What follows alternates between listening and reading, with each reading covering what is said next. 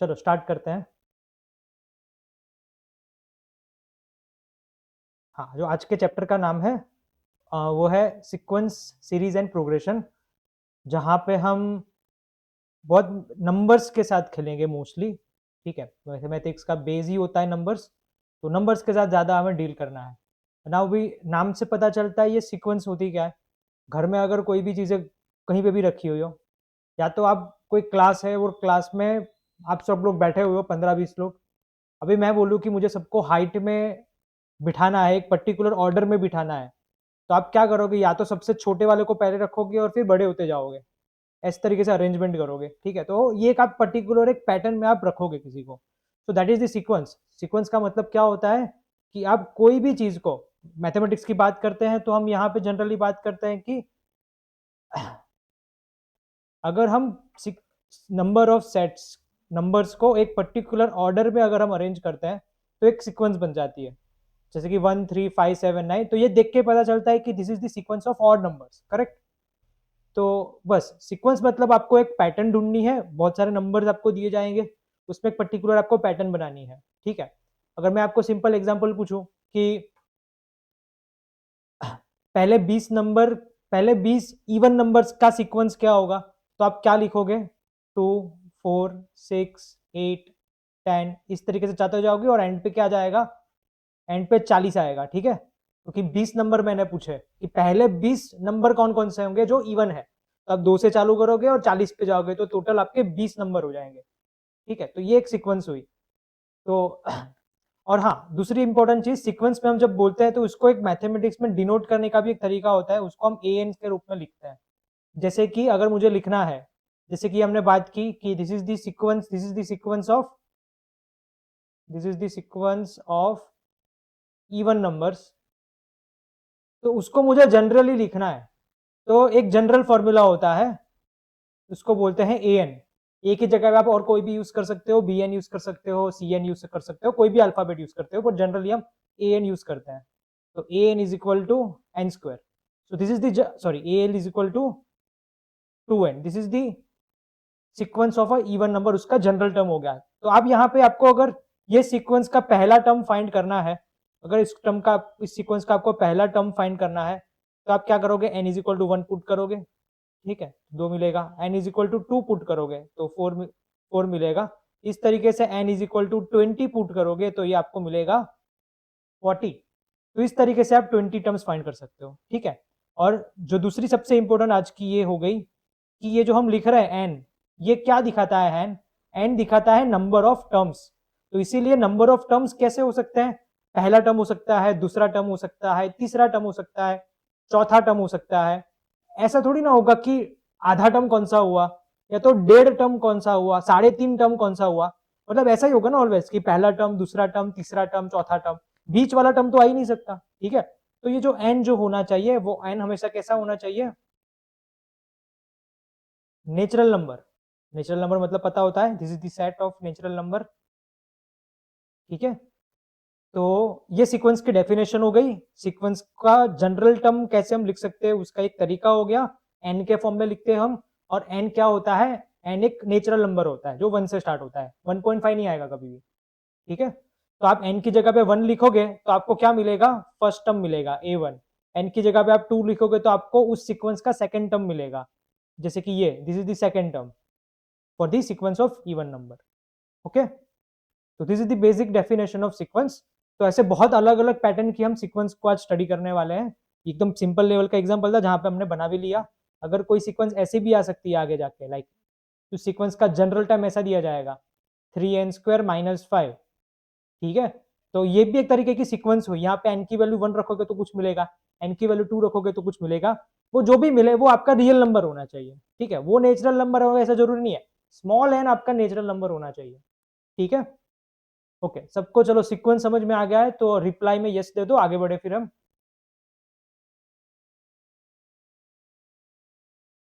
Sequence की definition वगैरह clear हो गई, फिर आगे हम टॉपिक्स पे जाते हैं। एक बार यस और नो बोल दो। ठीक है,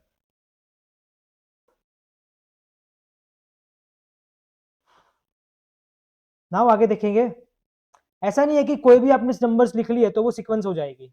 मतलब आपने पहले 4 लिखा, फिर 5 है, फिर 6 है, फिर 10 हो गया, फिर 15 हो गया, फिर 21 हो गया, फिर 18 आ गया, फिर 15 आ गया। तो ऐसा कुछ भी लिखोगे तो ये सीक्वेंस ऐसा नहीं होता है। सीक्वेंस होने के लिए क्या होना चाहिए, एक पैटर्न बननी चाहिए, ठीक है। तो हमारे लिए इंपॉर्टेंट टॉपिक हो जाता है कि सीक्वेंस बनने के लिए क्या क्या क्राइटेरिया होने ज़रूरी है। तो उसके लिए बेसिक डेफिनेशन है, जैसे कि अगर कोई जनरल टर्म आपको दिया गया है, ठीक है, और वो जनरल टर्म में आप जनरल टर्म सपोज कोई दिया गया है और उसमें एन जो है वो नेचुरल नंबर सेट नहीं हो रहा है, एन नेचुरल नंबर सेट नहीं हो रहा है, तो वो एक जनरल सीक्वेंस नहीं कहलाएगी, मतलब वो कोई सीक्वेंस का जनरल टर्म नहीं कहलाएगा। कैसे, मतलब जैसे कि example low, an is equal to 2n plus 1 upon n minus 2, this is the general term of कोई सीक्वेंस का जनरल टर्म है। अगर आप सोचो, अगर आपको इसका पहला टर्म फाइंड करना है तो आप n is equal to 1 put करोगे, n is equal to 1 put करोगे तो क्या आएगा, 2 इंटू 1 प्लस 1, 2 प्लस 1 3, और नीचे 1 माइनस 2 विच इज माइनस 1, तो फर्स्ट टर्म आएगा इसका माइनस 3। अगर आप यहाँ पे सेकेंड टर्म फाइंड करोगे a2, तो क्या हो जाएगा, 2 2 जा 4 plus 1 which is 5 and 2 minus 2 0, ठीक है। तो आप देखो यहाँ पे क्या हो रहा है, 5/0 कितना होता है, 5/0 मैथ्स में अनडिफाइंड होता है, उसको डिफाइन नहीं कर सकते। तो मैथमेटिक्स में कोई नंबर डिवाइडेड बाई जीरो उसका कोई मूल्य नहीं है अभी के लिए, ऐसा समझो, ठीक है। सो जब n इज इक्वल टू 2 लिख रहे हैं तो ये 5/0 जनरली इनफाइनाइट गिनता है, और ऐसा इनफाइनाइट को एक्सेल में वैल्यू होती नहीं है, वो तो हमें पता ही नहीं इनफाइनाइट मतलब, तो इसीलिए इसको अनडिफाइंड बोलते हैं। तो तो ये जो जनरल टर्म है ना, वो कोई सीक्वेंस का जनरल टर्म है ही नहीं, इसका ऐसा मतलब हुआ, मतलब ऐसी कोई सीक्वेंस एग्जिस्ट ही नहीं कर सकती जिसको हम जनरल टर्म में ऐसे लिख सकें। तो ये आपको याद रखना है, कोई भी सीक्वेंस का जनरल टर्म हमेशा बनेगा ऐसा जरूरी नहीं है, उसमें कुछ ना कुछ एन होगा जो नहीं मिलेगा, जिसके लिए टर्म हमें नहीं मिलेगा। जैसे कि हमने यहाँ पे देखा, एन की वैल्यू 1 लोगे तो मिलेगा आपको, बट एन की वैल्यू 3 लोगे तो भी मिलेगा, सिर्फ एन की वैल्यू 2 लोगे तो वो सीक्वेंस नहीं बनने वाली है, ठीक है। तो इसीलिए this is the not the general term of a sequence, ये याद रखना है आपको। नाउ आपके पास ये दो क्वेश्चन है, आप चेक करके मुझे बताओ क्या ये जनरल टर्म है कोई सीक्वेंस का या नहीं है, खुद एक बार चेक करो और मुझे रिप्लाई करो, आपके पास 2 मिनट है।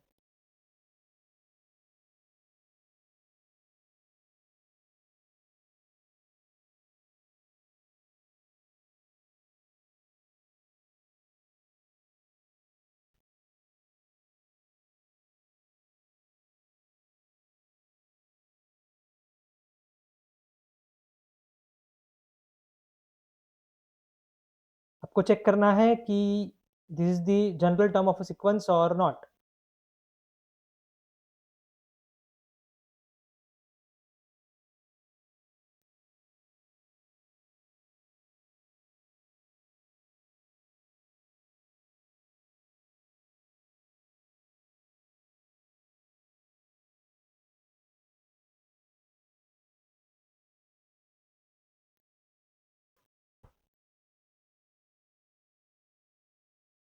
तो किसी ने किया हो तो बताओ, जनरल टर्म है या नहीं है।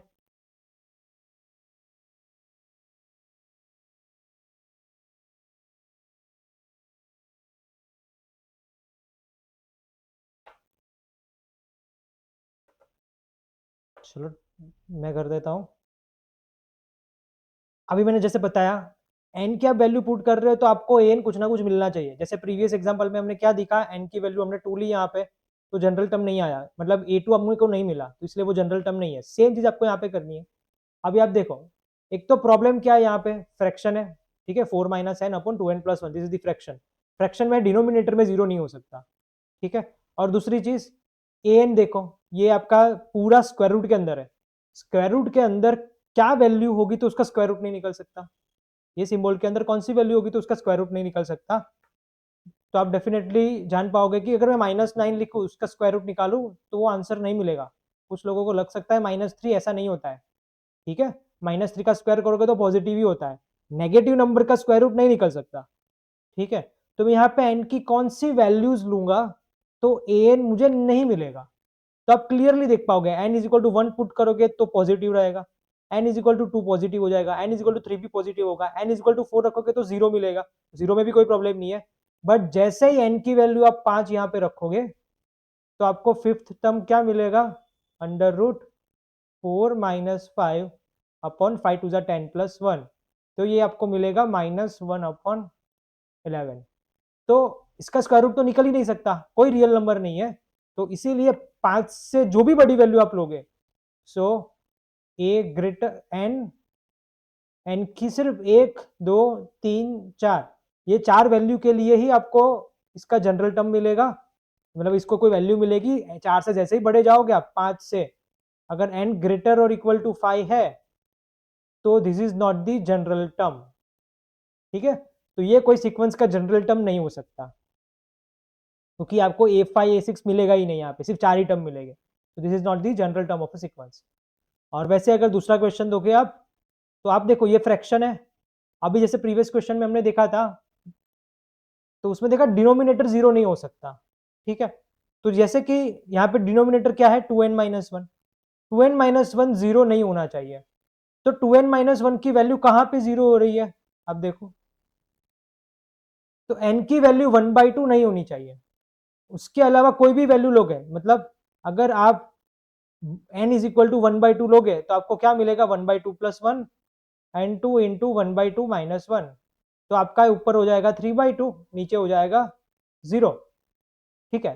अगर आप ऑप्शन में आप देखोगे ना, तो ऑप्शन में आप यस लिख लोगे, this is not the general term, मतलब ठीक है, ये जनरल टर्म नहीं है, आप ऐसा बोलोगे, क्योंकि यहाँ पे आपको एक ही 1/2 पे वैल्यू नहीं मिलेगी। बट सोचो हमने अभी बात की, एन क्या है, एन तो नेचुरल नंबर है, नेचुरल नंबर में 1/2 तो आता ही नहीं है ना, तो एन की आप कोई भी वैल्यू लो, एन इज इक्वल टू 1/2 लो, एन इज इक्वल टू 1 लो, 2 लो, 3 ले सकते हो, 4 ले सकते हो, ये सबके लिए आपको ये वैल्यू मिलेगी। So this is the general term of a sequence, n की आप कोई भी वैल्यू लोगे आपको एन मिलेगा ही मिलेगा, एन की सिर्फ 1/2 वैल्यू नहीं ले सकते, और वो तो लेनी भी नहीं है, क्योंकि एन तो नेचुरल नंबर होता है, तो this is the general term of a sequence. तो इसलिए ये भी एक क्लासिक एग्जांपल था समझने के लिए कि क्राइटेरिया हमारा सेट हो रहा है या नहीं हो रहा है। चलो क्लियर हो गया सबको, एक बार कमेंट करके देख दो कि ये क्राइटेरिया वाला टॉपिक क्लियर हो गया है, फिर हम टाइप्स ऑफ सीक्वेंस में आगे बढ़ते हैं। मेनली थियरीज है पहले आधे घंटे के लिए, जहाँ पे बहुत सारी इंपॉर्टेंट थियरीज देखनी है, फिर थोड़े आज इजी और टफ लेवल के क्वेश्चंस भी करेंगे, और नेक्स्ट लेक्चर से जो जो इंपॉर्टेंट टॉपिक्स हैं इस चैप्टर के वो हम स्टार्ट कर सकते हैं, बट इसके लिए आज का लेक्चर थोड़ा थियोरेटिकल है, वो समझना पड़ेगा।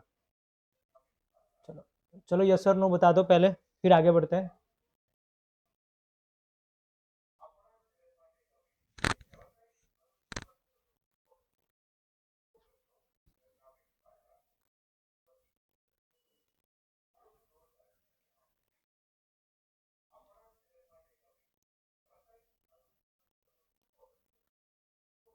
चलो कमेंट करके बता दो।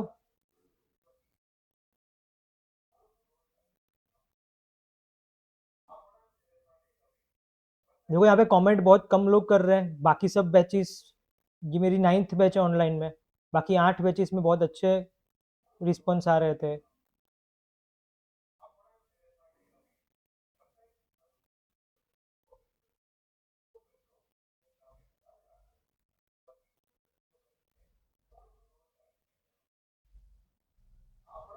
काइंडली रिपीट वन सम सर, वन कौन सा, पहला वाला, वो जो जनरल टर्म नहीं निकला वो?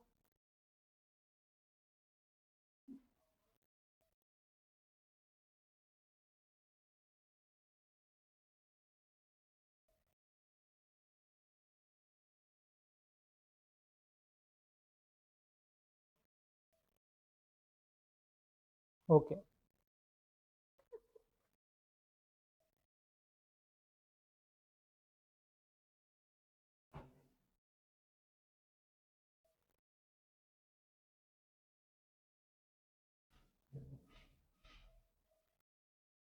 देखो, एक बेसिक, मैं नंबर्स नंबर्स के एक बेसिक फंडा होता है, क्या बेसिक फंडा होता है कि कोई भी स्क्वायर रूट में अगर आपका कोई भी नंबर है, उसका स्क्वायर रूट आप तभी निकाल सकते हो जब एन क्या हो, पॉजिटिव नंबर हो, ठीक है। अगर ये नेगेटिव नंबर है तो उसका स्क्वायर रूट नहीं निकाल सकते, तो हम यहाँ पे यही फाइंड करेंगे कि ये पूरी वैल्यू स्क्वायर रूट के अंदर जो वैल्यू दी गई है वो नेगेटिव कब हो रही है, या हो रही या नहीं हो रही है वो चेक करेंगे, ठीक है। तो जैसे ही अगर आप देखोगे यहाँ पे कि अगर n की वैल्यू में 5 से ज्यादा ले लूंगा तो ये क्या हो जाएगा, आप देखो n की वैल्यू अगर मैं 5 लूंगा तो मुझे फिफ्थ टर्म क्या मिलेगा, 4 माइनस 5 अपॉन 5 टू ज़ा 10 plus 1 11 which is minus 1 upon 11। Now इसका स्क्वायर रूट नहीं निकल सकता क्योंकि मैंने आगे ही बताया, ठीक है। तो इसका स्क्वायर रूट ही नहीं निकल सकता, तो आप ये फिफ्थ टर्म मिलेगा ही नहीं, फिफ्थ टर्म मिलेगा ही नहीं, तो ये सीक्वेंस टूट गई। सीक्वेंस क्या होती है, या तो दिए गए 20 टर्म है वो हमें पता होने चाहिए, या तो वो इनफाइनाइट तक जानी चाहिए, ठीक है। यहाँ पे क्लियरली बोला है कि ये जनरल टर्म मतलब एन की आप कोई भी वैल्यू लो, सब वैल्यू के लिए आपको ए एन मिलना चाहिए। बट यहाँ पे देखेंगे तो एफ आई नहीं मिलेगा, एफ आई नहीं मिलेगा, 6 लिखोगे तो भी नहीं मिलेगा, 7 लिखोगे तो भी नहीं मिलेगा, क्योंकि 6 5 6 7 अब सबके लिए ये वैल्यू नेगेटिव में चली जाएगी, ठीक है। तो इसीलिए ये जनरल टर्म नहीं होना चाहिए, जबकि सेकंड केस में ऐसा नहीं हो रहा है, एन की आप कोई भी वैल्यू लो तो उसके लिए जनरल टर्म रहेगा, इसलिए ये सीक्वेंस रहेगी।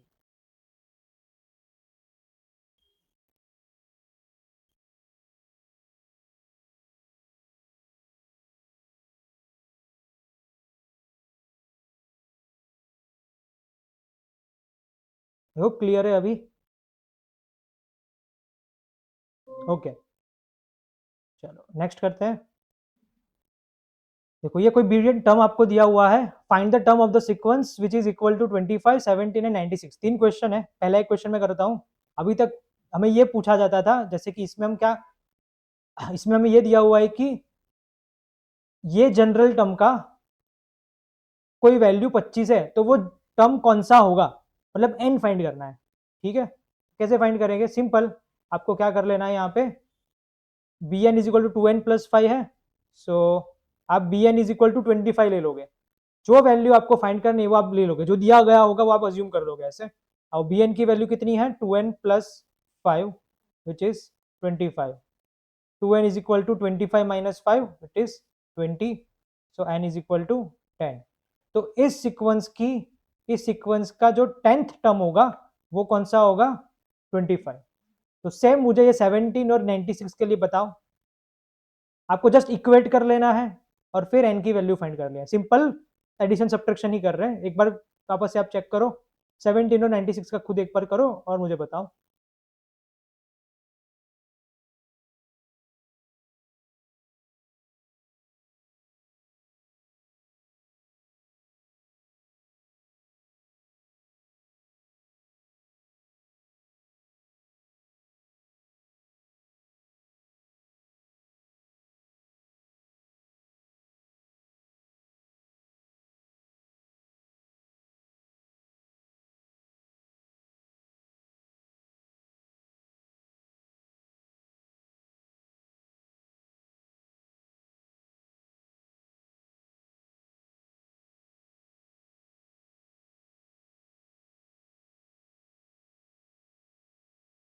चलो शुभम इसका आंसर बताओ।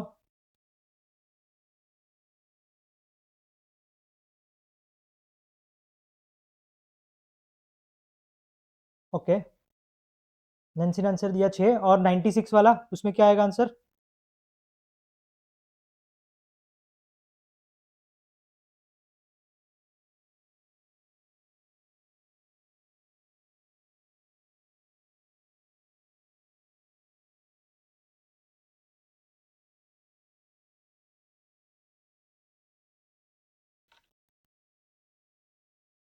सो क्या करेंगे, इक्वेट करना है, तो b n is equal to 17 लिख लेंगे, बी एन मतलब है 2n plus 5 is 17, 2n is equal to 12, n is equal to 6। Same यहाँ पे आप इक्वेट करो, b n is equal to 96, b n मतलब 2n plus 5 is equal to 96, so 2n is equal to 91, n is equal to 91/2, 91/2 कितना आएगा, 45.5, ठीक है। But अगर आप सिंपल सोचो, जो हमने अभी तक पढ़ा है,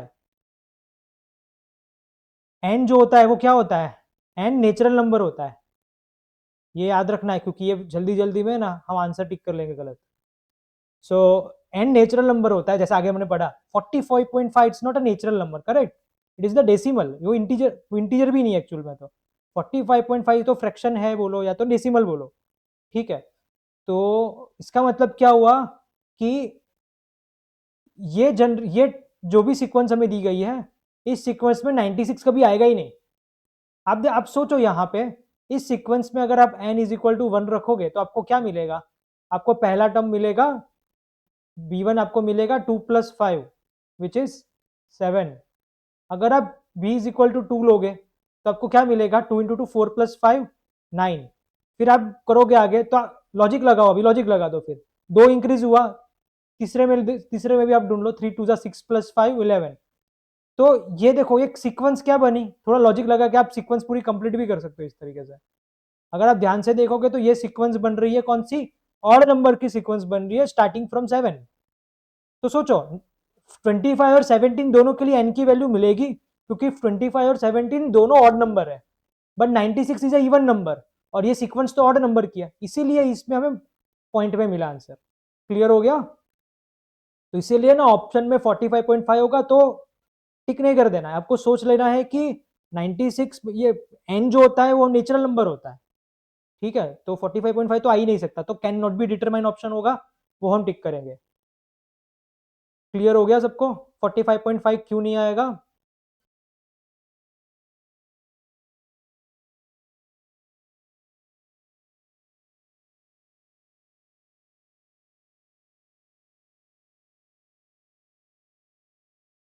ओके, तो ये बेसिक डेफिनेशन हो गई, what is sequence and what are the different criterias for the existence of a sequence. अभी हम इसके लिए टाइप्स वगैरह देखेंगे, सीक्वेंस की कौन कौन सी टाइप्स होती है, फिर उससे रिलेटेड क्वेश्चंस करेंगे। ओके, पहली सीक्वेंस है फाइनाइट एंड इनफाइनाइट सीक्वेंस। देखो नाम से पता चलता है ज्यादा कुछ है नहीं। फाइनाइट मतलब, चलो इनफाइनाइट मतलब जो अनंत तक जा रहा है, जिसका कोई अंत नहीं है। फाइनाइट मतलब जिसका अंत पता है कहाँ पे खत्म होने वाली है। तो कोई भी सीक्वेंस को आप अगर ऐसे लिख रहे हो like 1 4 9 dot dot dot n square, तो यहाँ पे आपको लास्ट टर्म पता है एन स्क्वायर, मतलब आप एन इज इक्वल टू 5 लोगे तो उसका मतलब उस सीक्वेंस में 5 टर्म है। एन इज इक्वल टू आप 10 लिखोगे तो उस सीक्वेंस में 10 टर्म है। तो this is called the finite sequence. But अगर आप सीक्वेंस को ऐसे लिख रहे हो 1 4 9 डॉट डॉट डॉट फिर एन स्क्वायर फिर वापस से डॉट डॉट डॉट, तो इसका मतलब इसका लास्ट टर्म कौन सा है ना वो मैं पता नहीं है। तो उसके अंदर बहुत सारे टर्म हो सकते हैं, कैलकुलेट नहीं कर सकते, काउंट नहीं कर सकते, तो ऐसी सीक्वेंस को हम बोलेंगे इनफाइनाइट सीक्वेंस। सो बेसिक हो गया, if sequence contains a countable number of terms then we say it is a finite sequence, and if a sequence contains infinitely many terms then we say it is a infinite sequence। ठीक है, तो number of terms अगर count कर सकते हैं तो वो भले ही भी 200 हो 300 हो 400, बट काउंट तो कर सकता है ना, दैट्स इट। हमें काउंट करना नहीं है, देख के पता चल जाएगा कि वो काउंटेबल है या नॉन काउंटेबल है। ठीक है, ओके, तो इसके आंसर बताओ कि कौन सी सीक्वेंस फाइनाइट है और कौन सी सीक्वेंस इनफाइनाइट है। ठीक है, अगर इनफाइनाइट है तो आगे आई लिखो, और फाइनाइट है तो एफ लिखो, और मुझे चैट सेक्शन में आंसर बताओ, आंसर नहीं दे रहे हो, कौन सी सीक्वेंस फाइनाइट है और कौन सी सीक्वेंस इनफाइनाइट है।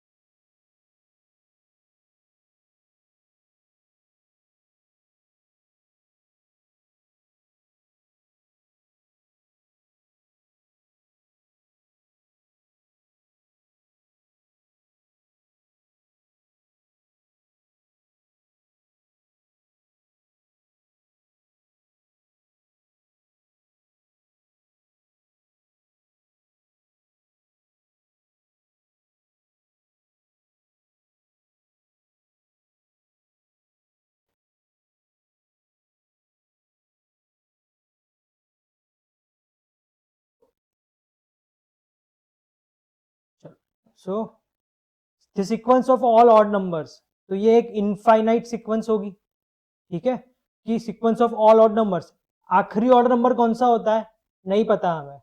अगर आप बोलोगे 1 करोड़, 1 करोड़ 1, तो उससे भी आगे जाओगे 1 करोड़ 3, तो लास्ट ऑड नंबर कौन सा है वो हमें पता नहीं है। This is the infinite sequence. दूसरी सीक्वेंस देखो तो उसमें पहला टर्म -10 है, दूसरा टर्म और आखिरी टर्म 150 है, और डिफरेंस दोनों में देखोगे तो जैसे जैसे आगे जाओगे वैसे वैसे इंक्रीजिंग हो रही है 5 से, तो इसलिए हमें इसका लास्ट टर्म भी पता है, पहला टर्म भी पता है, तो it is the finite sequence.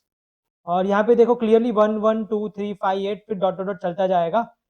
यहाँ पे आप देखोगे तो कुछ पैटर्न बनती हुई आपको दिख रही है, जैसे कि पहले 2 टर्म का समेशन करोगे तो तीसरा टर्म मिलेगा, दूसरे तीसरे का सम करोगे तो चौथा टर्म मिलेगा, तीसरे चौथे का सम करोगे तो ये टर्म मिलेगा, 3 और 5 का सम करोगे तो आपको 8 मिलेगा।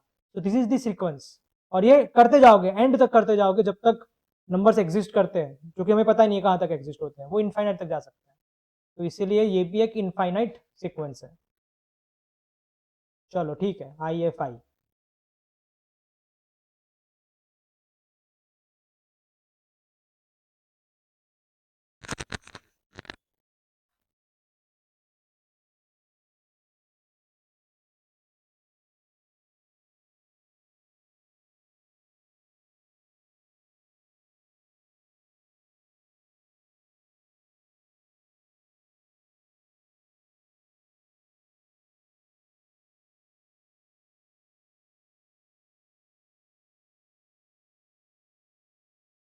ओके, नेक्स्ट है मोनोटोन सीक्वेंस।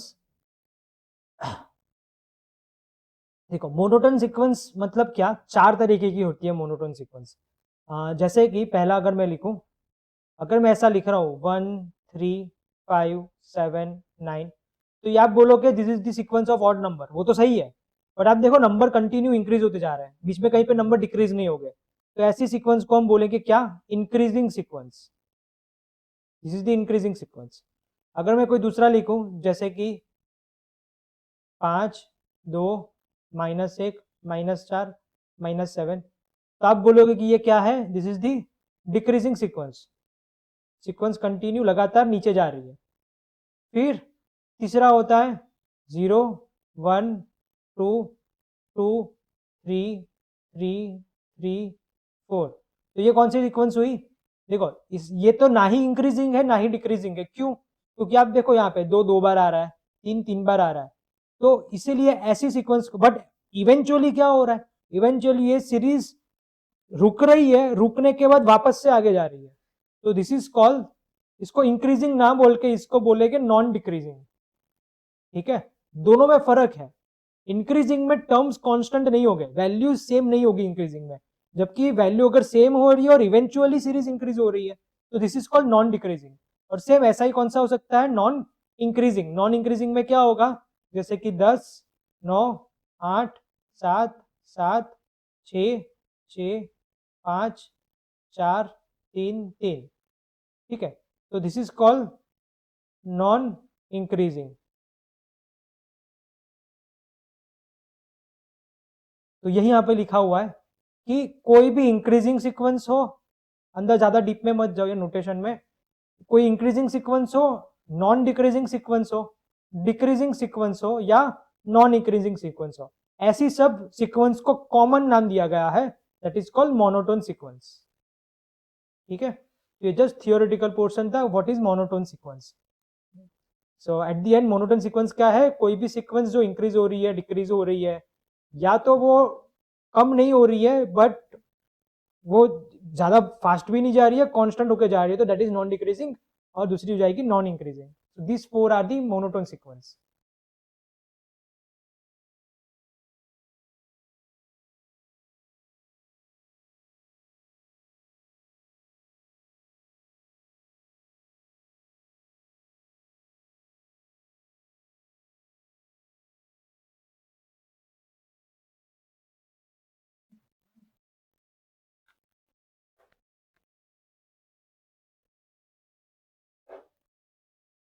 आई होप हो गया होगा मोनोटोन सीक्वेंस। नाउ नेक्स्ट देखते हैं,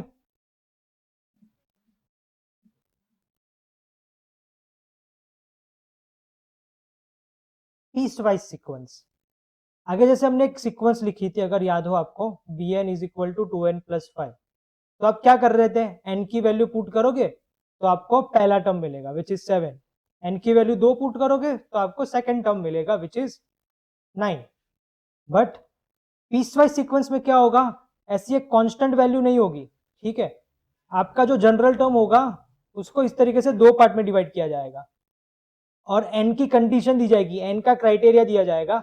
वो क्राइटेरिया क्या हो जाएगा, जैसे यहाँ पे देखा एग्जाम्पल लिखा हुआ है कि अगर n आपका इवन नंबर है तो 1/n यूज करना है, और n अगर आपका ऑड है तो आपको ये दूसरा यूज करना है। जैसे कि ये कोई सीक्वेंस है ऐसी वाली, ठीक है, तो ये सीक्वेंस में अगर मुझे पहला टर्म फाइंड करना है n इज इक्वल टू 1, तो मुझे क्या यूज करना पड़ेगा, सेकेंड फॉर्मूला यूज करना पड़ेगा, विच इज 2/1 + 1 विच इज 1। अगर n इज इक्वल टू 2 है, सेकेंड टर्म फाइंड करना है इस सीक्वेंस का, तो मुझे पहला जनरल टर्म का फॉर्मूला यूज करना है, विच इज 1/2। और n इज इक्वल टू अगर 3 है, n is again odd number, तो मुझे दूसरा फॉर्मूला यूज करना है, that is 3 + 1 which is 4। So 2/4 is again 1/4, 1/2, ठीक है। यहाँ पे 3 आया, 2 आएगा, 2 3 + 1 4, ठीक है। और n is equal to again मैं 4 पुट करूंगा, तो मुझे वापस पहला टर्म यूज करना है, which is 1/4। n is equal to 5 रखना है, तो 2/5 + 1 which is 6, that will be 1/3, ठीक है। तो इस तरीके से ये सीक्वेंस आती जाएगी। This is called piecewise sequence, जहां पे आपको इस तरीके से जनरल टर्म टुकड़ों में दिया जा सकता है। ये 2 ही टुकड़ा दिया था, कोई एग्जांपल में 3 टुकड़े 4 टुकड़े भी दिए जा सकते हैं। आपको साथ में क्राइटेरिया तो दिया जाएगा कि n की कौन सी वैल्यू होगी, तो कौन सा जनरल टर्म का फॉर्मूला आपको यूज करना है, ठीक है। चलो एक ऐसा ही एक पीस वाइज सीक्वेंस का एक एग्जांपल है हमारे पास। आप लोग खुद ट्राई करो और उसका मुझे आंसर बताओ, ठीक है।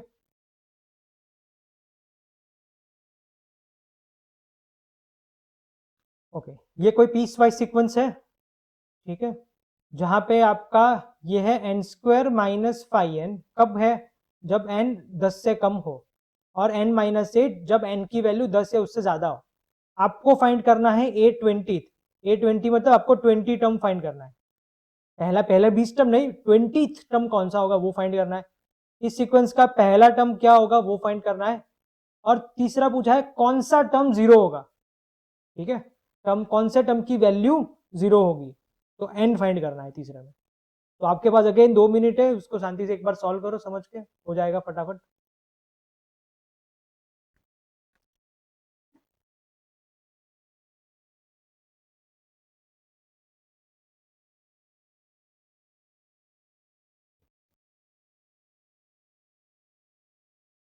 हो जाए तो आंसर बताना, तो मुझे पता चले, चैट सेक्शन में आप लोग लिखो तो कुछ पता चले समझ में आ रहा है नहीं आ रहा है।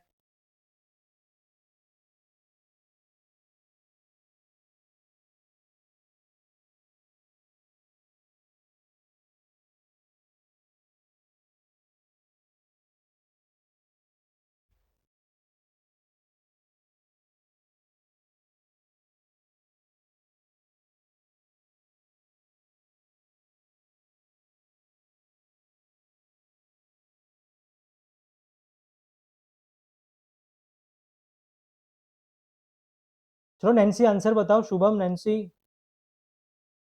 आंसर बताओ क्या आया।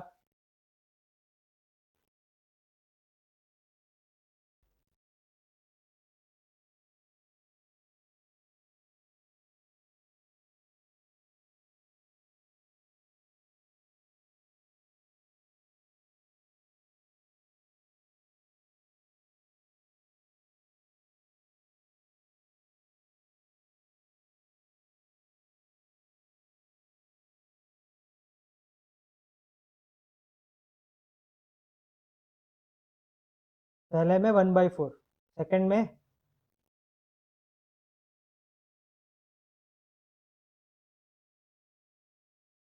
1/4 कैसे आया।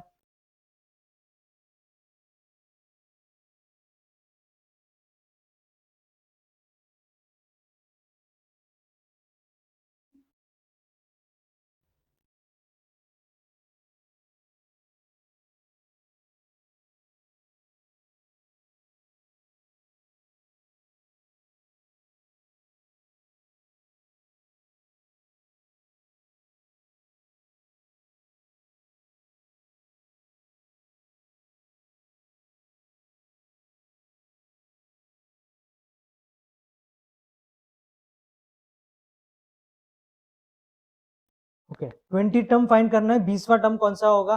तो 20 आप देखो, 20 नंबर जो होता है, 20 नंबर 10 से बड़ा होता है, ठीक है, तो आपको सेकंड वाला फॉर्मूला यूज करना है। तो आपका 20वां टर्म कौन सा हो जाएगा 20 माइनस 8 विच इज 12। पहला टर्म फाइंड करना है, ठीक है। तो पहला टर्म फाइंड करना है तो आप क्या करोगे, 10 से कम वैल्यू एन की वैल्यू एक जो होता है वो 10 से कम होता है, तो पहला जनरल टर्म फॉर्मूला यूज करेगा विच इज 1 स्क्वायर माइनस 5 इंटू 1, तो 1 माइनस 5 विच इज -4, ठीक है। तो पहला टर्म -4 होगा, और find the term which is equal to 0। कौन सा टर्म 0 होगा, मतलब कि an इज इक्वल टू 0 है तो n कौन सा होगा वो आपको पूछा है, ठीक है। सो हम दोनों को इक्वेट कर लेंगे, जैसे कि पहला n स्क्वायर माइनस 5n है उसको इक्वेट कर दो इसके साथ, n square minus 5n is equal to 0, n common, n minus 5 is equal to 0, तो either n is equal to 0 और n minus 5 is equal to 0, तो n इज इक्वल टू 0 या तो n is equal to 5। n की value तो 0 हो ही नहीं सकती क्योंकि n तो नेचुरल नंबर होता है, तो n की वैल्यू हमें यहाँ पे 5 मिली।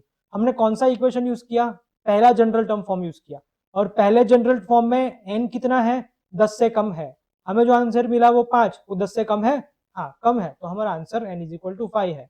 तो इस सीक्वेंस का जो 5th टर्म होगा वो 0 होगा। तो इस तरीके से इसको सॉल्व करना था।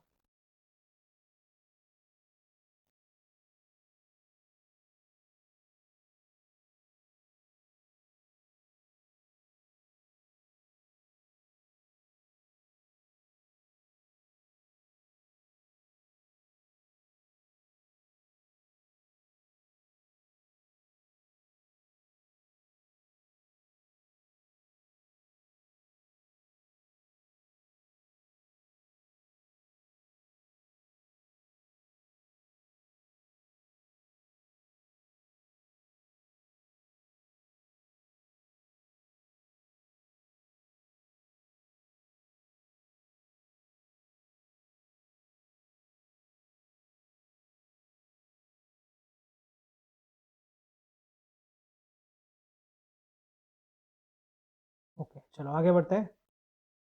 और एक लास्ट फोर्थ टाइप है which is called recursively defined sequence, जो हम मोस्टली यूज करेंगे, ज्यादातर एग्जांपल इसी के होते हैं। जो आज हम डिफिकल्ट लेवल के क्वेश्चन जो भी हो जाएगा वो सब मोस्टली रिकर्सिवली डिफाइंड सीक्वेंस के होते हैं। देखो अभी तक क्या हो रहा था, जैसे कि एक एग्जांपल हमने लिया आगे, bn is equal to 2n plus 5 था। अगर मैं आपको सीधा पूछूं इस सीक्वेंस का 50वां टर्म कौन सा होगा, तो आप क्या करोगे, n इज इक्वल टू 50 की वैल्यू यहाँ पे पुट करोगे, 52 जा 100 प्लस 5 विच इज 105, ठीक है। तो आपको 50 टर्म फाइंड करने के लिए ज्यादा मेहनत नहीं करनी पड़ी, दो ही स्टेप हुए, दो स्टेप में आपका आंसर आ गया। नाउ रिकर्सिवली डिफाइंड सीक्वेंस ऐसी होती है जहां पे आपको आपका टर्म फाइंड करने के लिए उससे पहला टर्म क्या था वो पता होना चाहिए, ठीक है। तो मतलब आपको जो टर्म फाइंड करना है सीक्वेंस का, वो जो रहेगा वो कोई दूसरे टर्म पे भी डिपेंडेंट रहेगा। जब तक वो दूसरा टर्म हम आइडेंटिफाई नहीं करेंगे तब तक वो हमें जो नंबर चाहिए वो नहीं मिलेगा। So that is called recursively defined sequence. So sometimes the terms in a sequence may depend on the other term and such a sequence is called recursively defined sequence. As an example के लो, ये जैसे दिया हुआ है, example हमें दिया हुआ है कि अगर कोई सीक्वेंस को ऐसे लिखे रहे an plus 1 is equal to an plus 3। अब सोचो आप यहाँ पे अगर आपको 50वां टर्म फाइंड करना है, ठीक है, तो आप क्या करोगे, तो n plus 1 is equal to 50 हो गया आपका, n प्लस 1 50, क्योंकि आपको वो 50वां टर्म फाइंड करना है, तो आप n प्लस 1 को 50 से इक्वेट करोगे, तो n इज इक्वल टू 49 हो गया। अब यहाँ पे आप 49 पुट करोगे प्लस 3, तो आपको जो 50वां टर्म फाइंड करना है वो 49th टर्म पे डिपेंड करेगा। जब तक ये 49th वाला टर्म नहीं मिलेगा आपको तब तक आप इसका आंसर फाइंड नहीं कर सकते, ठीक है। आपको यहाँ पे कोई और कंडीशन भी दी गई होगी एग्जाम्पल में जहाँ पे आप वैल्यू फाइंड कर सकते हो, ठीक है। सो ये समझने के लिए था। अभी एग्जाम्पल इसका करते हैं, थोड़ा यही क्वेश्चन को लेते हैं और एग्जाम्पल सॉल्व करते हैं। जैसे कि पहला टर्म 4 है, आपको पूछा है an plus 1 is equal to an plus 3, आपको फाइंड करना है इस सीक्वेंस का 5th टर्म, ठीक है। तो क्या होगा इसका 5th टर्म वो फाइंड करो।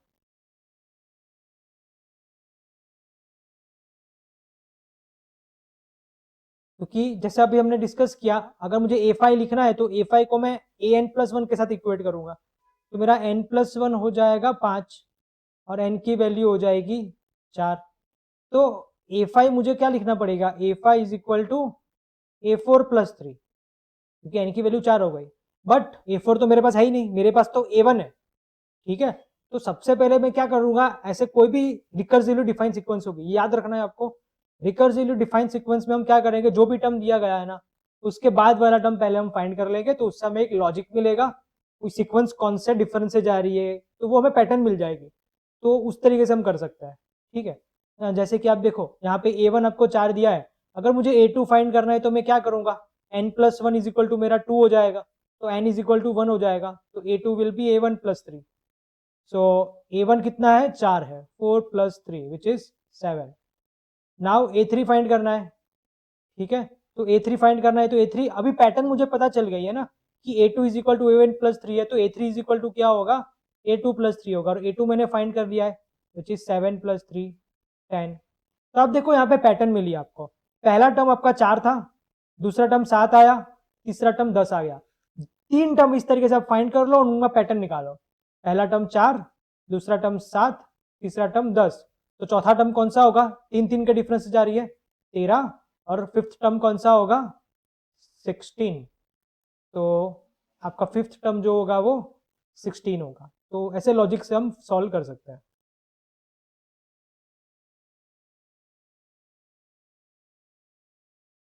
सब कुछ डिपेंड करेगा आपको जो सीक्वेंस दी गई है वो कौन से फॉर्म में है।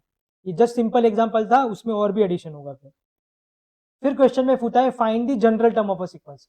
ये भी एक जनरल टर्म है, बट हम जनरल टर्म को क्या समझते हैं, वो एन के फॉर्म में हो।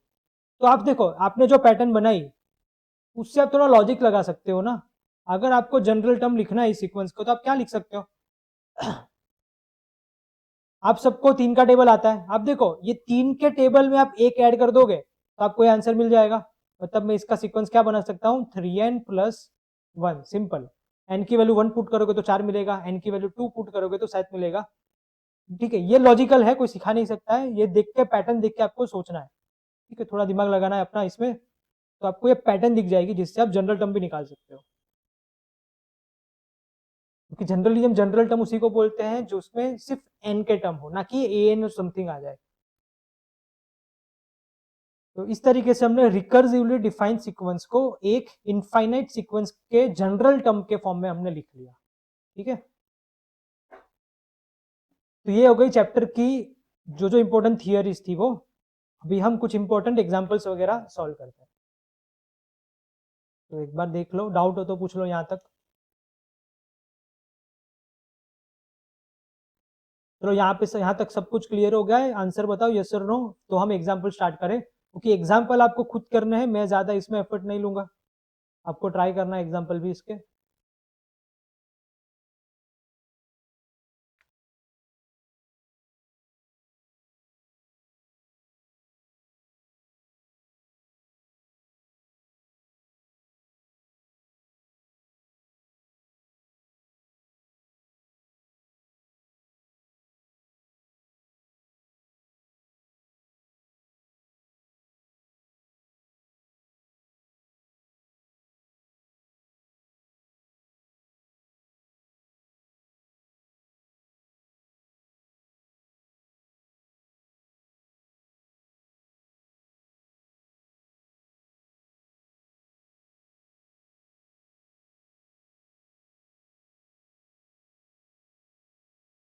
तो चलो सब कुछ क्लियर है, आगे देखते हैं एग्जाम्पल्स। ओके, एग्जाम्पल है आपके पास, a sequence is given by the formula un is equal to 3n plus 5, write down the first 5 terms of this sequence। ये कोई सीक्वेंस का जनरल फॉर्म दिया हुआ है, un is equal to 3n plus 5। इस sequence के पहले 5 term कौन से है वो आपको लिखना है। ठीक है, क्या कर लेंगे, 5 टर्म निकालने के लिए n की जगह पे पहले 1 लिखेंगे तो 3 प्लस 5 8 हो जाएगा, n की जगह पे 2 लिखेंगे तो 3 2 जा 6 प्लस 5 11 हो जाएगा, n की जगह पे 3 लिखेंगे तो 3 3 जा 9 प्लस 5 14 हो जाएगा। तो पैटर्न मिल गई ना आपको, 8 11 14, तो अभी 17 ही आएगा, फिर 20 ही आएगा। तो ऐसे 3 नंबर निकाल के आप पैटर्न बना सकते हो और इससे फटाफट कर सकते हो।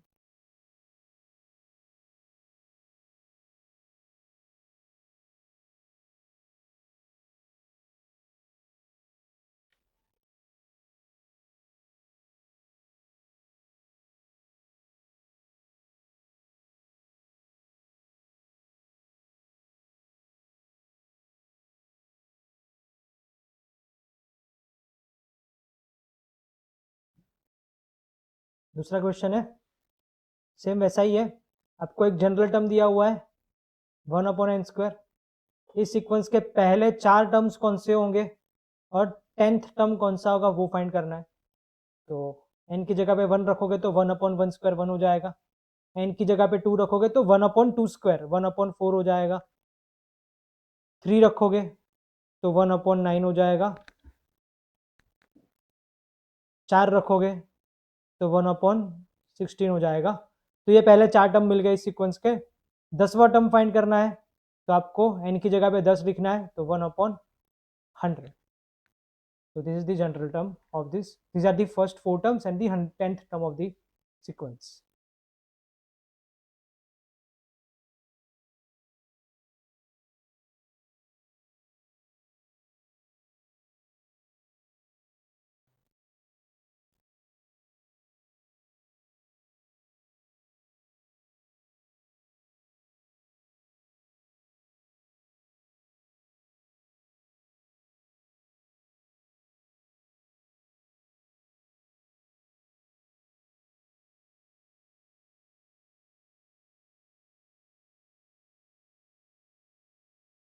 Next है, write down the first 8 terms of Fibonacci sequence defined by un is equal to un minus 1 plus un minus 2 when u1 is equal to 1 and u2 is equal to 1. तो फिबोनाकी सीक्वेंस के बारे में बात कर रहे हैं। What is Fibonacci sequence, ठीक है। जैसे मैंने एक एग्जांपल आगे दिखाया था फिबोनाकी सीक्वेंस का, आपको एक एग्जांपल में हमने बात की थी कि अगर कोई पहला टर्म 1 है, दूसरा टर्म अगर 1 है और तीसरा टर्म आगे 2 टर्म के समेशन बराबर हो तो उसको हम फिबोनाकी सीक्वेंस बोलेंगे। तो 1 1 2, फोर्थ टर्म क्या होगा, प्रीवियस 2 का समेशन, पहले 2 को जोड़ दो, 2 + 1 3, फिर 3 + 2 5, 5 + 3 8, सिर्फ 2 ही टर्म को ऐड करना है, सब टर्म को ऐड नहीं करना है। 8 + 5 13, 13 + 8 21। तो write down the first 8 terms of Fibonacci sequence defined by this when u1 is equal to 1 and u2 is equal to 1। मतलब पहला टर्म भी एक है, दूसरा टर्म भी एक है, तो 8 टर्म फाइंड करने थे फिबोनाकी सीक्वेंस के, जो हमने कर दिए। नाउ देखो लॉजिक क्या है इसके पीछे। फिबोनाकी सीक्वेंस को इस तरीके से लिखा जाता है, आपको जो टर्म फाइंड करना है वो कौन सा होगा, उससे पहले वाला जो टर्म है वो, और उसके बाद उससे पहले जो था वो टर्म का समेशन बराबर होगा। आपको जो चाहिए वो n होता है, उससे पहले कौन सा होगा n-1, उससे पहले कौन सा होगा तो n-2, तो un-1 और un-2 का सम करके आपको करना था। तो this is the Fibonacci sequence. ये आपको नाम याद रख लेना है, आगे जाके फ्यूचर में काम आएगा ये। तो फिबोनाकी सीक्वेंस याद रख लेनी है।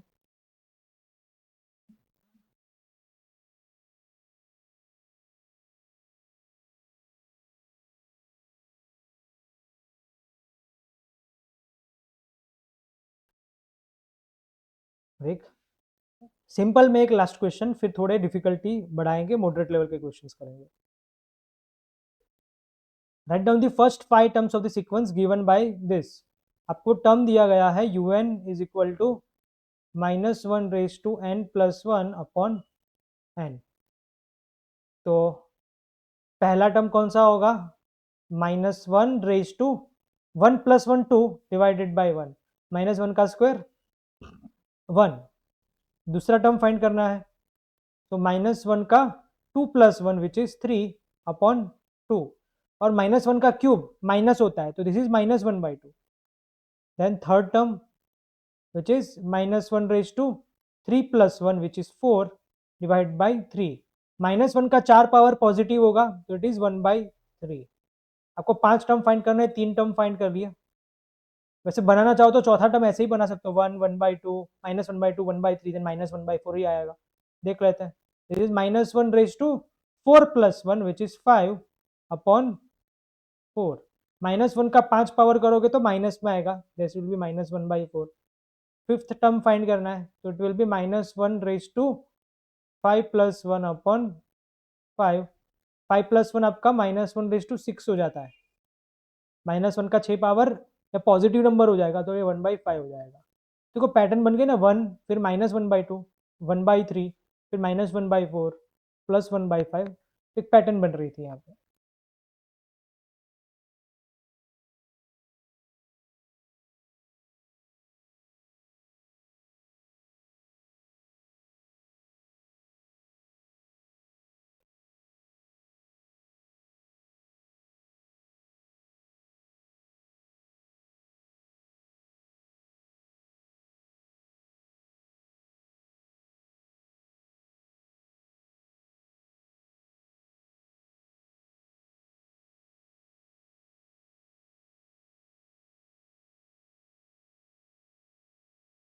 ओके, आई होप ये 4 क्वेश्चन थे, बहुत इजी लेवल के क्वेश्चन थे ये। ठीक है, अभी हम थोड़ा इसमें ऐड ऑन करेंगे, थोड़े इसमें डिफिकल्टी हम बढ़ाएंगे।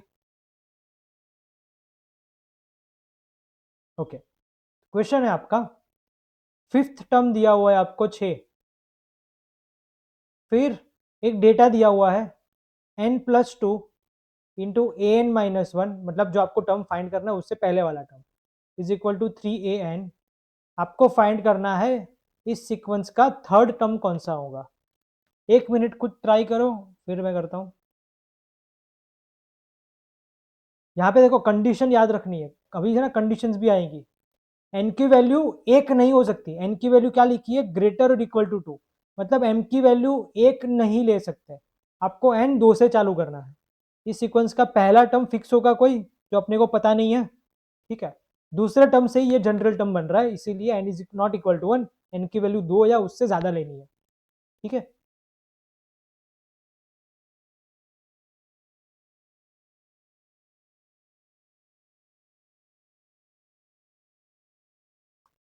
और ऐसे टाइप के क्वेश्चन में आपको खास याद रखना है कि आपको जो डेटा दिया है ना उसको यूज करना है, आप अपने मन मुताबिक कुछ नहीं कर सकते।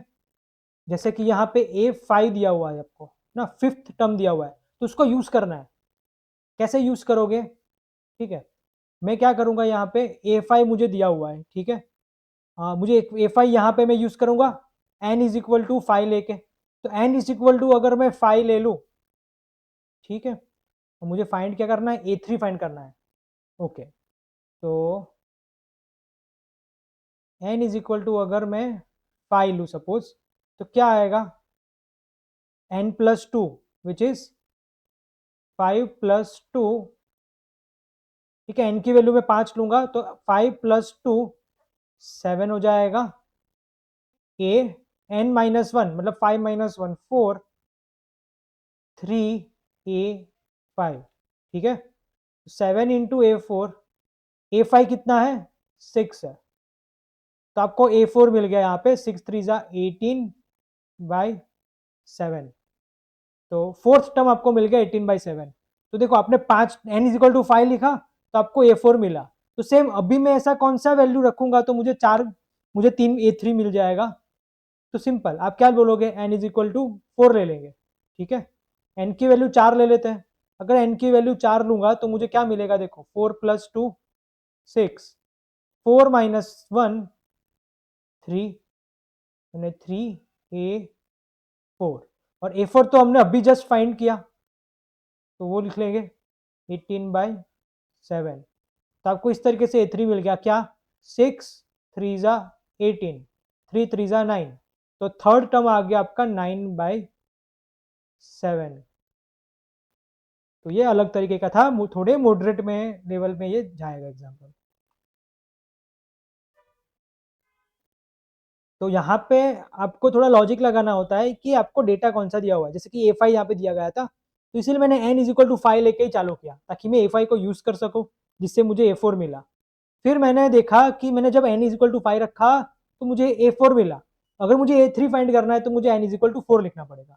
तो बस, तो ऐसे कुछ लॉजिक्स आपको बनाने होते हैं एग्जाम्पल में।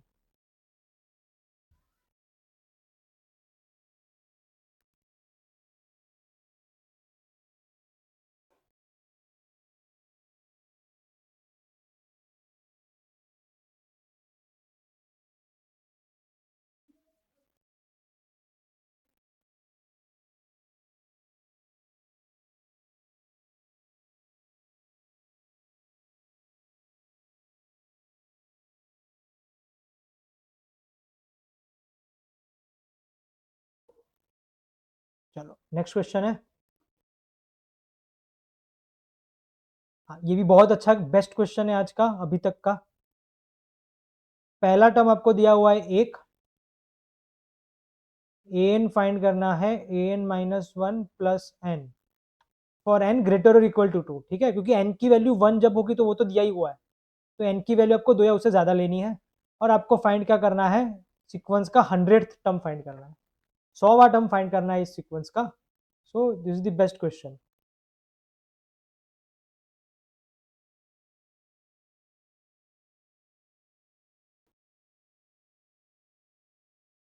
चलो मैं करवाता हूँ, ये बहुत अच्छा क्वेश्चन है। 100 टर्म फाइंड करना है। पहले ना आप एन की कुछ वैल्यू पुट करके चेक करो कि क्या हमें एक्चुअली यहाँ पे मिल रहा है। अगर आप देखोगे एन की वैल्यू अगर आप 2 लोगे, A2, तो 2 माइनस 1 1, तो ये A1 प्लस 2 हो जाएगा। ठीक है, फिर आप n इज इक्वल टू 3 लोगे। ठीक है, तो 3 माइनस 1 2, तो ये हो जाएगा A2 प्लस n की वैल्यू यहाँ पे 3 हमने ली हुई है।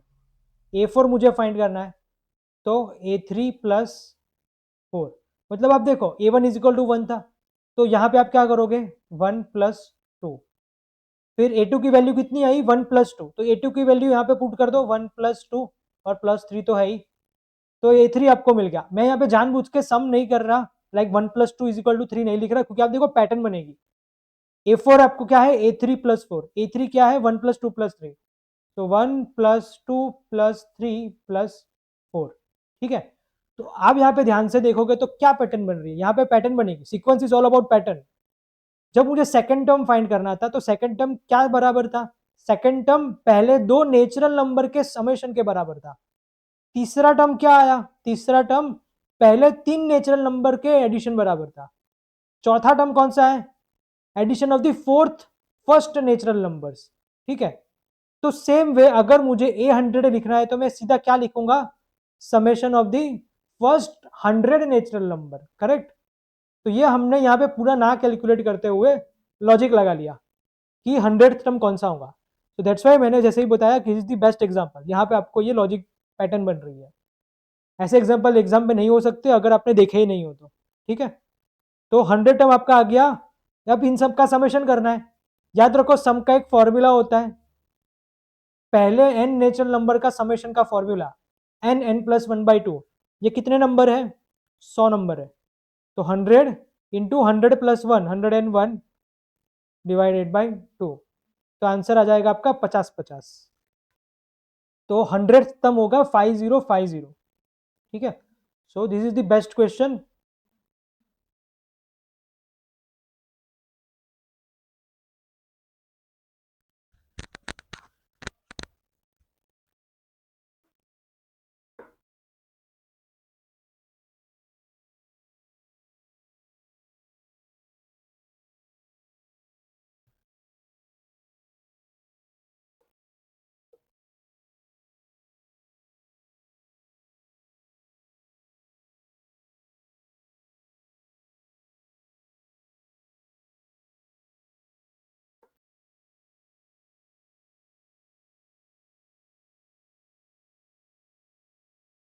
इसका स्क्रीनशॉट ऐसा हो तो ले लेना, ताकि फ्यूचर में अगर देखना हो तो काम आ जाएगा।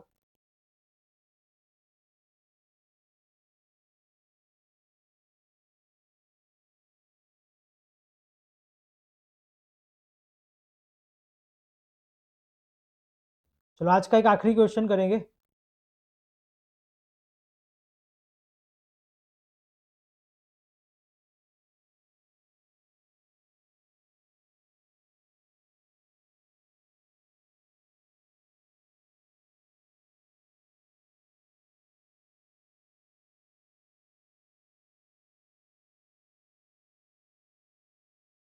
ठीक है, ये है आखिरी क्वेश्चन आज का। पीस वाइज सीक्वेंस है।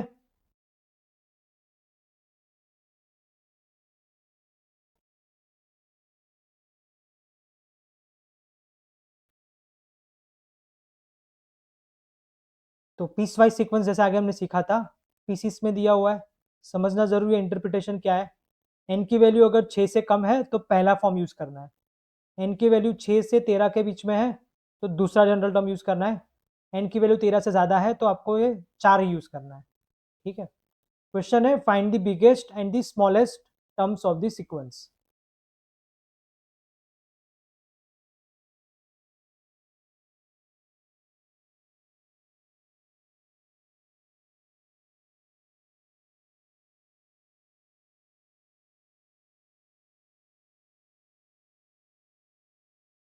तो बिगेस्ट और स्मॉलेस्ट टर्म्स पूछा हुआ है सीक्वेंस का। सिंपल हम क्या करेंगे यहाँ पे, आप देखो पहले तो इसको समझो 13 को, एन की वैल्यू 13 से ज्यादा लूंगा। ठीक है, n greater than 13, n greater than 13 का मतलब एन 14 से स्टार्ट करना है। 14 के बाद कोई भी वैल्यू लो, 14 15 16, तो टर्म की वैल्यू क्या है, 4 है, ठीक है, क्योंकि 4 ही लिखा हुआ है, एंड पे डिपेंड नहीं करता है, ठीक है। अभी मैं क्या करता हूँ, मुझे फाइंड करना है biggest and the smallest term. तो मेरी जो पीसीस मुझे दिए हुए ना, वो पीस के अंदर ही मैं पहला और आखिरी टर्म फाइंड कर लूंगा। जैसे कि अगर पहले में क्वेश्चन में देखे, पहला जनरल टर्म देखे एन लेस देन 6, तो एन इज इक्वल टू 1 के लिए ये वैल्यू क्या आ रही है, 2 into 1 plus 1 which is 2 plus 1 which is 3, ठीक है। और इसका जो फिफ्थ टर्म होगा, क्योंकि एन लेस देन 6 के लिए है, मतलब मैक्सिमम एन की वैल्यू इसके अंदर 5 रख सकता हूँ, 6 नहीं रख सकता, इक्वल टू नहीं। तो एन 5 रखूंगा तो क्या मिलेगा, 2 इंटू 5 प्लस 1 11 हो जाएगा, ठीक है। सेम दूसरे के अंदर आप देखो, दूसरे के अंदर मिनिमम वैल्यू 6 है, मैक्सिमम वैल्यू 13 है। तो इस तरीके से मैं सिक्स नंबर फाइंड करूं तो 6 क्या आ जाएगा, 35 आ जाएगा। और बड़ा कौन सा है, 13, तो ये 13 कौन सा आ जाएगा, 13 स्क्वायर माइनस 1, 13 स्क्वायर कितना होता है, 169 माइनस 1 इट इज 168, ठीक है। सो और 14 के बाद की वैल्यू तो पता ही है, A14 A15 ये सब की वैल्यू कितनी होगी, 4, जो डेटा में दिया हुआ है। तो आप यहाँ पे देखो, मिनिमम वैल्यू कौन सी दिख रही है आपको, 3, और मैक्सिमम वैल्यू कौन सी दिख रही है आपको, 168। तो biggest and smallest terms of the sequence क्या हो गया आपका, जो आपका फर्स्ट टर्म होगा, first term will be the smallest क्योंकि उसकी वैल्यू 3 आ रही है, और 13th term will be the biggest क्योंकि उसकी वैल्यू 168 आ रही है। तो इस तरीके से इस क्वेश्चन को सॉल्व करना था।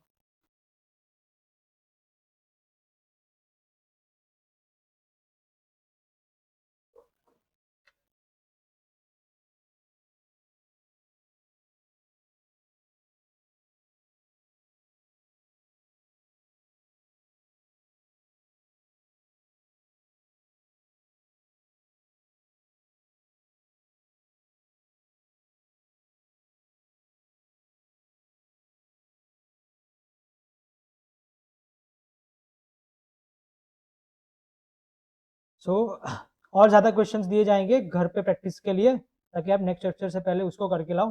कुछ और 15-20 क्वेश्चंस मैं आपको भेजूंगा इसके, जो इसको आपको सॉल्व करना है। तो आज के लिए हम इतना रखेंगे, नेक्स्ट लेक्चर में जब आएंगे थोड़ा इसको रिवाइज कर लेना, और नेक्स्ट क्वेश्चन में हम फिर इसमें जो एग्जाम ओरिएंटेड जो इंपॉर्टेंट क्वेश्चंस होते हैं वो स्टार्ट करेंगे, that is arithmetic progression and geometric progression वगैरह। तो वो सब कुछ हम नेक्स्ट लेक्चर में देखेंगे, ठीक है।